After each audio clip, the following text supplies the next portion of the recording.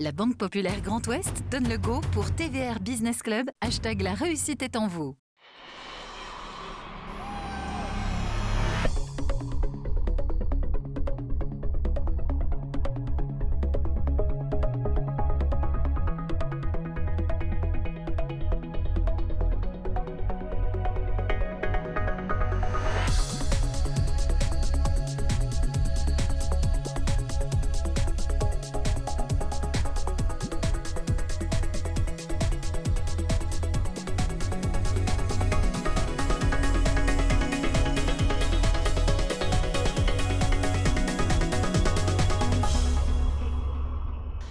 Bonsoir à toutes et à tous, soyez les bienvenus pour votre TVR BPGO Business Club.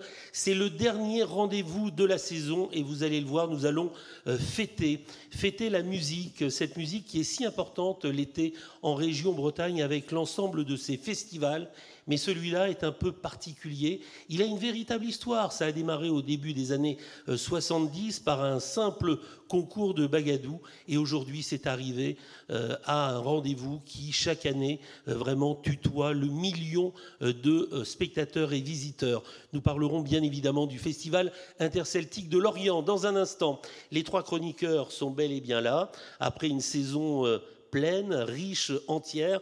Merci à vous. Merci Benoît Cattel, le directeur général de la Banque Populaire Grand Ouest. À vos côtés, Julie Baudin, directrice de Bouge ta boîte, Bouge ton groupe. Et c'est la première, on est très heureux de l'accueillir, Pascal Moniol, le président de l'École normale supérieure de Rennes. Je vous demande d'accueillir tout de suite le directeur artistique de ce festival interceltique de Lorient, Jean-Philippe Maurras.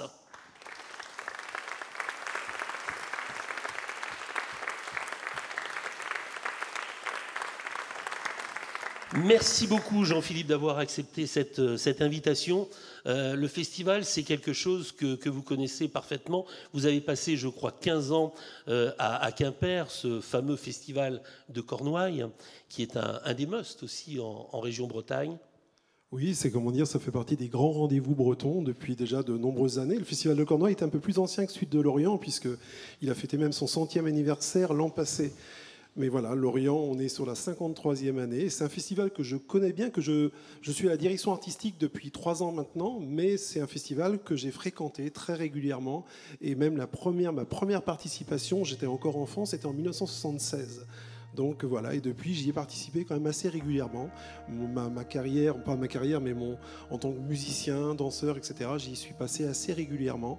Et donc voilà, je le trouvais je n'aurais pas forcément imaginé me retrouver à la tête de ce festival quelques décennies plus tard. Ça a été très vite parce qu'au début, concours de bagadou, ça devient ensuite un rendez-vous où les pays celtes y viennent. Et aujourd'hui, on peut dire que c'est le rassemblement mondial le plus important de ces pays celtes aujourd'hui dans le monde. C'est effectivement le plus gros rassemblement mondial des Celtes. C'est vraiment on parle souvent maintenant de l'Orient capitale interceltique. C'est assez légitime.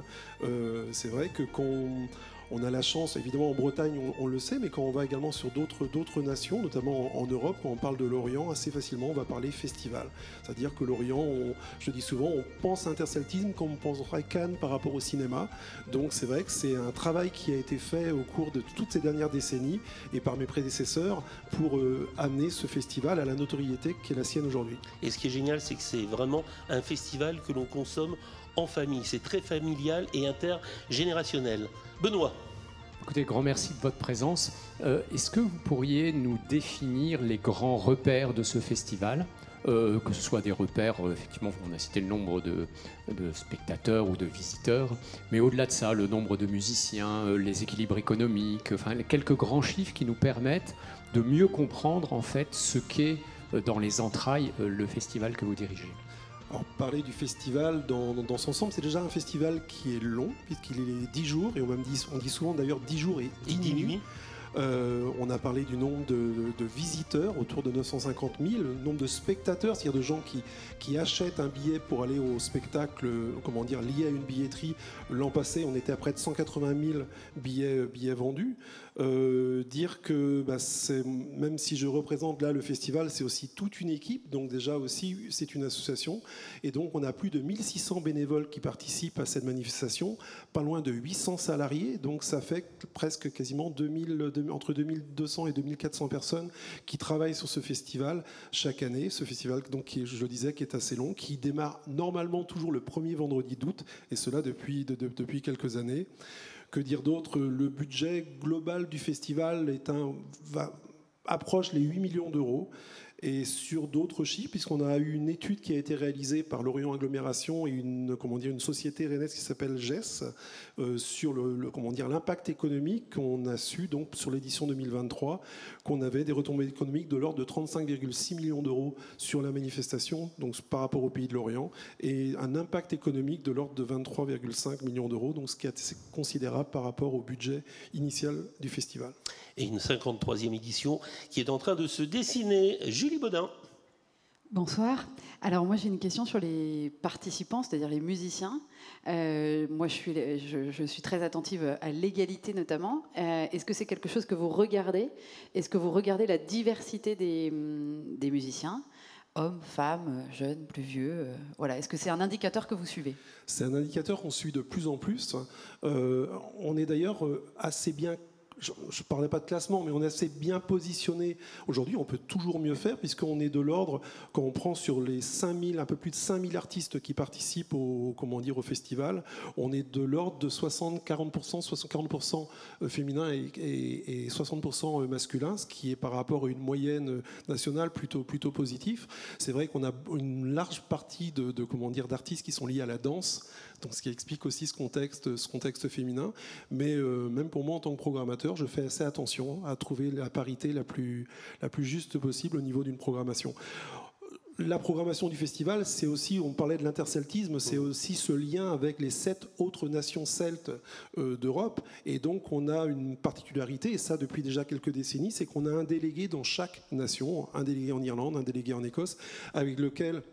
Moi et mon équipe, on travaille toute l'année, et donc on a une délégation, donc on a presque 1000 délégués qui viennent chaque année sur le festival, et donc qui viennent aussi participer, qui viennent faire en sorte de donner cette atmosphère qui est un peu particulière à Lorient, où on va entendre, voir et rencontrer plusieurs nations, et on va entendre plusieurs langues. Pascal Moniol. Oui, bonjour. J'ai cru voir que cette année, c'était la jeunesse qui était à l'honneur. Alors, comment vous traduisez cette volonté ? Pendant de très nombreuses années, puisqu'on est sur la 53e édition, ça a été souvent une nation qui a été à l'honneur. Déjà en 2023, c'était l'Irlande, en 2022, c'était les Asturies, et donc on défile un peu les nations celtes. Sur l'édition 2024, on était sur une édition particulière, peut-être qu'on en parlera un peu, parce que... Jeux Olympiques oblige, on a un peu décalé de nos habitudes, l'édition est un peu adaptée, et dans ce contexte-là, j'ai trouvé intéressant qu'on puisse travailler sur un thème qui soit transversal. Et quel plus beau thème transversal que la jeunesse. Et donc, quand j'en ai parlé à mes différents délégués, chaque nation trouvait effectivement qu'on avait des choses à mettre en avant sur cette jeunesse, la jeunesse sur scène, mais la jeunesse également, parler de cette jeunesse à travers tout ce qu'on peut mettre en place sur la transmission, et dans notre culture, dans nos cultures, c'est des choses qui sont importantes. Alors justement, parce que Jean-Philippe, vous faites allusion au grand coup de chaud que vous avez eu il y a un an et demi, lorsque le ministre de l'Intérieur, pour raison de Jeux Olympiques, dit en 2024, on ne pourra pas assurer la sécurité partout, priorité aux JO, donc pas de festival. Là, c'est un peu une douche froide qui tombe. Ça a été un peu une douche froide, comme par rapport à tous nos collègues des autres grandes manifestations en France. Charrues, on est puis, bien sûr partout dans l'Hexagone. Et donc, c'est vrai que c'était il y a 18 mois. Donc, on a beaucoup travaillé, notamment avec le ministère de la Culture, pour essayer. Ce n'était pas possible pour nous de ne pas avoir lieu. On nous disait, mais peut-être avoir lieu au mois de juin, au mois de septembre. Non, c'était pas sérieux. Donc, on a réussi à se placer exceptionnellement en 2024 du 12 au 18 août, c'est-à-dire entre la fin des Jeux Olympiques et le démarrage des Jeux Paralympiques. Et donc, pour faire une édition qui est adaptée, puisqu'au lieu d'être sur 10 jours, elle sera sur 7 jours. Et donc, en tout cas, très heureux qu'on puisse avoir lieu. On avait aussi le fait, il y a 18 mois, en sortant de l'édition 2022, de se dire, on sortait du Covid, on sortait déjà d'éditions qui avaient été vraiment transformées et impactées. Donc, on se disait déjà dès 2024 de refaire une édition encore particulière. Donc, on est assez content, en tout cas, pour l'instant, de ce qu'on propose sur cette édition 2024. Ça reste un festival plein et entier. On va retrouver tous les incontournables du festival. Et puis les 10 jours et les 10 nuits, rendez-vous en 2025. Benoît. Moi, je voudrais revenir sur un peu le business model. Comment on fait pour faire un festival, avoir un budget de 8 millions, j'imagine équilibrer les comptes. C'est quoi le paysage de ça? C'est quoi le bénévolat? C'est quoi les tickets, enfin, les cachets pour les artistes? C'est quoi la billetterie? C'est comment vous pourriez nous décrire cet équilibre économique?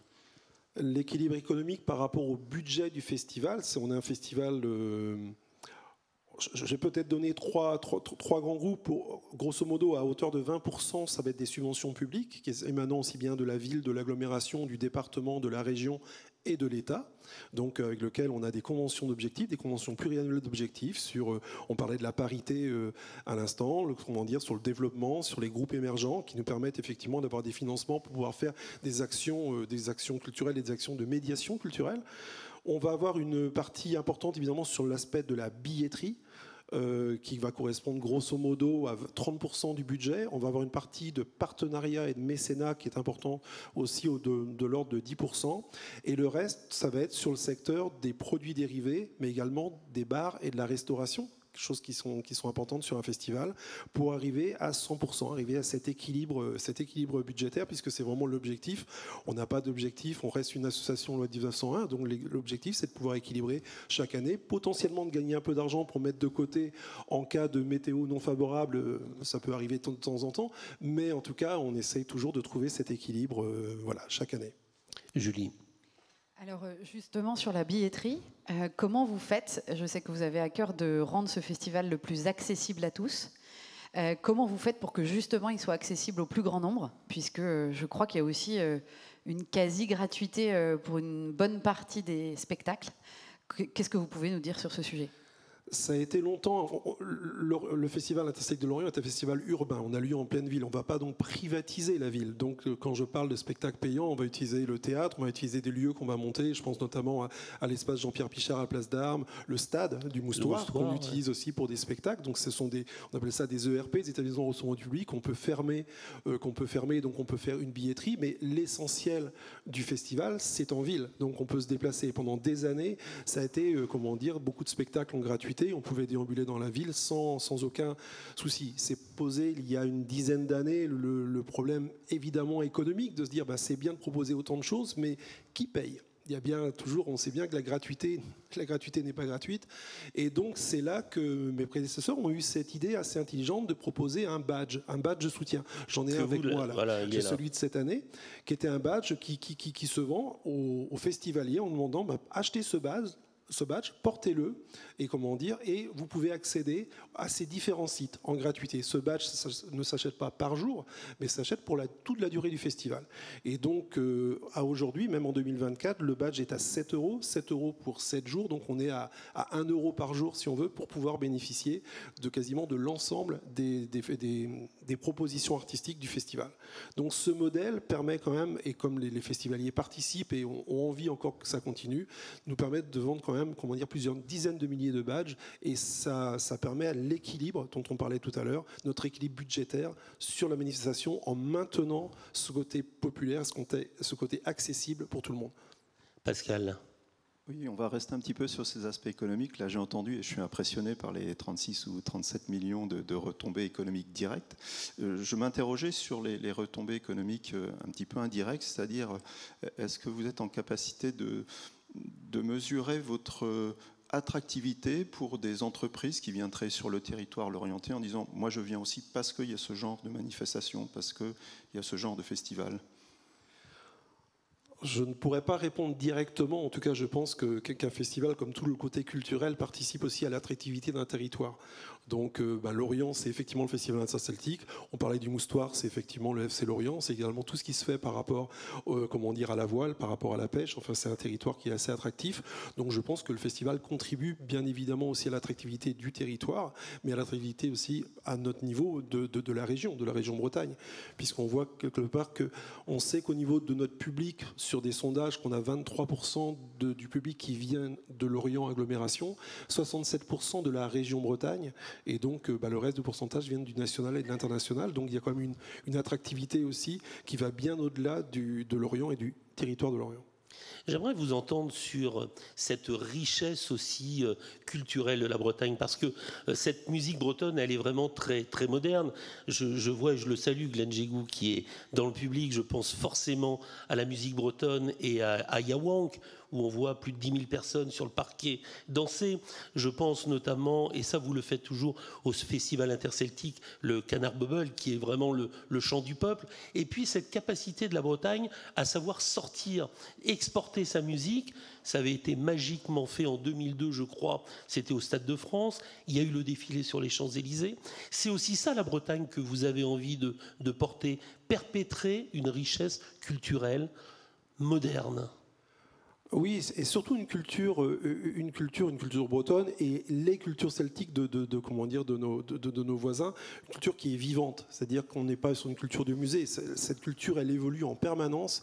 Et moi, on parlait de la jeunesse des pays celtes, il y a toujours des nouveaux projets. Moi, je suis né dans ce milieu, il y a un peu plus de 5 décennies, et je reste toujours surpris chaque année à écouter de nouveaux projets, des jeunes qui sortent, qui vont pouvoir surprendre. Et donc, cette culture, elle est vraiment vivante. Et Lorient est une occasion de se rendre compte de la réalité, de cette vivacité, de tout ce qui peut se faire culturellement. Yawank, dont on parlait, est un bon exemple aussi, en plein mois de novembre, de voir des milliers de jeunes danser effectivement sur Rennes. Moi, j'ai la chance d'aller aussi sur d'autres festivals, que ce soit à Dublin, à Glasgow, je pense aussi à Oviedo, ou de différents endroits de la planète celtique, où on voit aussi ce dynamisme qui existe toujours. On n'est pas donc simplement sur l'image que peut-être certaines personnes pourraient avoir de la grande parade, ou simplement de cercles et de bagadous qui portent les costumes, des costumes qui joueraient une musique. On est toujours dans cette évolution et dans une culture qui se vit pleinement. Il suffit de voir, je parlais d'un peu plus de 5000 artistes. Je n'ai pas la moyenne d'âge des artistes, mais je pense, sans me tromper, qu'elle est certainement entre 30 et 35 ans en moyenne sur les 5000 et quelques artistes. Je vais me tourner vers Benoît. Dis-moi quelle place tu as acheté au Festival interceltique et je te dirai qui tu es. Oui, alors je suis vraiment un néophyte et je m'en excuse, mais je suis désireux d'apprendre. Alors d'abord, il y a un spectacle auquel je ne vais pas aller, mais que je recommande. C'est une chanteuse qui s'appelle Emily Jane White et qui va passer, je crois que c'est le 14 dans la nuit, en fait c'est assez tard pour moi. Et c'est quelqu'un d'extraordinaire. Voilà, moi Vous avez acheté vos billets au mois de décembre dernier. Alors voilà, moi j'ai acheté au mois de décembre, mais bon, celui-là, pour des raisons, je ne vais pas y aller, mais je le recommande. Je ne sais pas si c'est un bon choix. Alors par contre, j'ai acheté quelque chose qui s'appelle Les Voix Celtes, et c'est Zoé Conway et un autre artiste qui s'appelle Kalea. Et en fait, je ne sais pas ce que j'ai acheté. J'y vais vraiment de bon cœur. Alors, est-ce que j'ai fait un bon choix ? Et est-ce que vous pouvez m'en parler comme ça pour me vendre la place que j'ai déjà achetée ? C'est un très bon choix. On parlait de la parité. C'est un concert voix celte avec, une voix d'Asturie, avec le groupe Kalea, et une voix irlandaise, Zoé Conway, deux grandes artistes, donc féminines. Et quand on parlait de Emily Jane White, c'est le soir même, parce que c'est le 14 août aussi, donc en soirée, où on fait une soirée Femmes d'Amérique avec Émilie Landry d'Acadie, Emily Jane White des États-Unis. Donc je fais un clin d'œil à Mark Feldman que je vois dans le public aussi. Donc il y a aussi ce contexte de toute cette diaspora celtique qui existe à travers le monde. Donc on a très souvent des Canadiens, des Américains, des Australiens, Néo-Zélandais qui participent aussi au festival. Rassuré ? Désireux d'être le 14 août. Voilà. Julie ? On parlait du volume de personnes accueillies sur la totalité du festival. C'est gigantesque, ce sont des centaines de milliers de personnes. Et on imagine assez peu ce que c'est que d'organiser un festival de cette taille. C'est quoi votre pire cauchemar ? Je dirais, j'en ai pas réellement.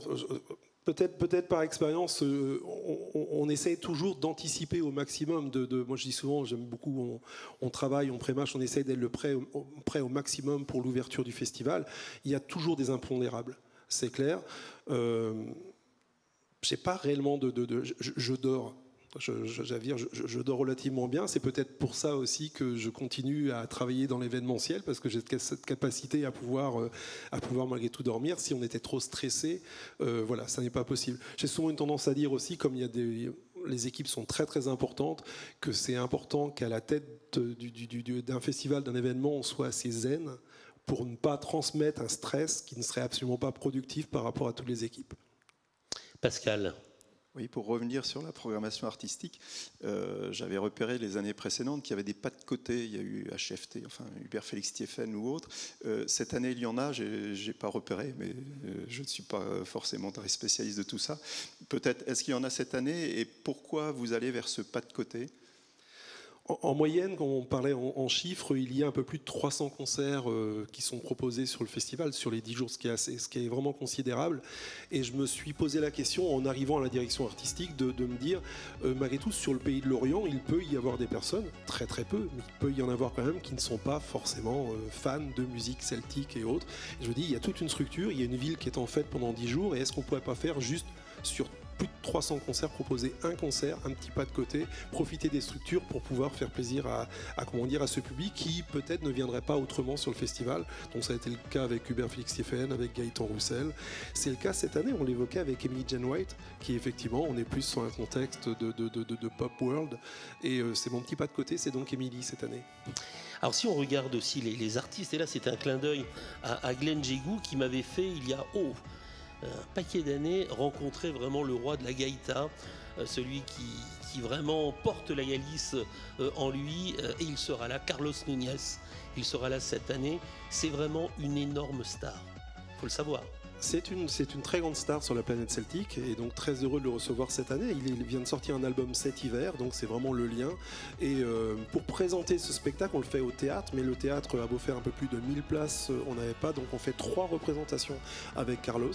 Et donc même au moment où je parle, il y a déjà une représentation qui est complète, et les autres ne devraient pas tarder. Donc voilà, donc on propose quand même un peu plus de 3000 personnes de pouvoir assister à ce concert de Carlos, qui est, on dit, un des fils de l'interceltisme, qui est venu là très très jeune, parce que la première fois qu'il est venu, il devait avoir 11 ans, et donc qui est venu passer d'une manière assez régulière sur le festival, et qui prône cet interceltisme aussi à travers le monde. Il nous reste 4 minutes, questions-réponses rapides. Benoît. Pour un prochain festival, quelle est la chose que vous n'avez pas encore fait, ou que vous aimeriez réaliser pour le public ? Question difficile, beaucoup de choses. J'aime avoir plein, d'être toujours dans une dynamique de projet, donc il y a beaucoup d'idées. J'ai souvent tendance à dire, je répondrai pas par langue de bois, mais je pense toujours que le meilleur est à venir. Donc je pense qu'on aura très certainement peut-être l'occasion d'échanger et de pouvoir discuter sur de nouvelles idées. En tout cas, je crois qu'une manifestation se doit toujours d'évoluer, d'être en perpétuel. On ne fait jamais surprendre. On ne fait jamais le même festival. On évolue, on ne révolutionne pas, mais on évolue. Et quand on compare même le festival 2024, je pense, à celui de 2014 ou celui de 2004, ils n'ont pas de rapport à part cette thématique. Ce qui nous réunit, c'est interceltisme, mais sur la forme, le festival reste différent chaque année. Julie. Moi, c'était plus sur l'aspect économique et les retombées économiques. Juste une curiosité, un chiffre que vous connaissez peut-être. Combien d'entreprises locales travaillent pour le festival ? J'ai le chiffre sur le pays de l'Orient, 325. 325 entreprises locales. On travaille beaucoup sur la notion de circuit court, donc effectivement sur tout le pays de l'Orient, à l'échelle de la Bretagne. Et on fait en sorte, si on parlait des retombées économiques qui sont importantes, l'impact économique important, c'est aussi qu'on travaille énormément effectivement sur le local et qu'on essaye...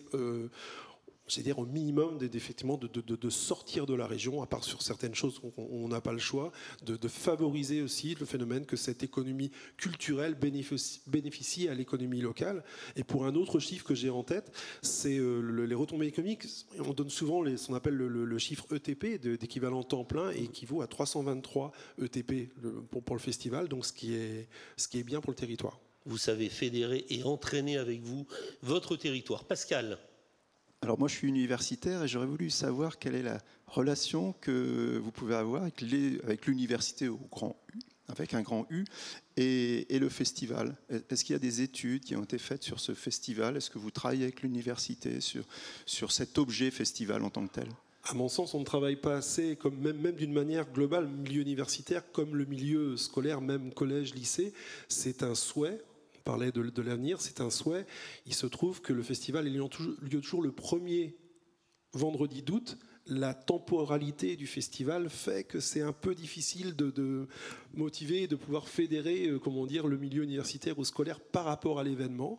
Mais on travaille, on parlait d'évolution, on travaille là sur un prochain rendez-vous en mars 2025 qui s'appellera les Échappées interceltiques, en lien avec le Théâtre de Lorient, pour effectivement fixer un rendez-vous sur Lorient au mois de mars, où là, j'espère bien qu'on pourra travailler avec les collèges, lycées et l'UBS de Lorient. La dernière question, Benoît. Si je vous ai dit les spectacles où j'allais, mais quel est celui que vous nous conseilleriez? Si on n'en avait qu'un à voir, c'est compliqué comme question, ou deux, qu'est-ce que vous nous diriez d'aller voir? Allez, 20 secondes. Tous, 20 secondes. S'il y a un spectacle à découvrir d'un artiste que je trouvais assez extraordinaire et d'un album que je trouvais sans doute être le plus bel album de 2023, donc de l'année passée, c'est Duncan Chisholm qui se produira au Théâtre de Lorient le lundi 12 août au soir. Un spectacle vraiment de toute beauté, un voyage à travers les Highlands en musique. Et donc je conseillerais ce spectacle-là, entre autres. Merci beaucoup. C'était la fin de cette 8e saison. Je tiens à remercier l'ensemble des invités tout au long de cette saison avec de très belles décentralisations à Concarneau et puis à Brest aussi pour cette flamme olympique. Merci aussi à l'ensemble des chroniqueurs. Merci à vous, cher Benoît Cattel. Merci également à Nathalie Denis pour la Banque Populaire Grand Ouest qui nous aide aussi et qui est facilitatrice pour nous permettre 2 fois par mois d'être ici dans cet écrin de Polaris. On va vous souhaiter de très belles vacances, un magnifique festival, le Festival interceltique de Lorient, c'est au mois d'août et on peut vous applaudir. Merci beaucoup Jean-Philippe Maurras. Passez de très belles vacances, rendez-vous ici, même lieu, dès le mois de septembre.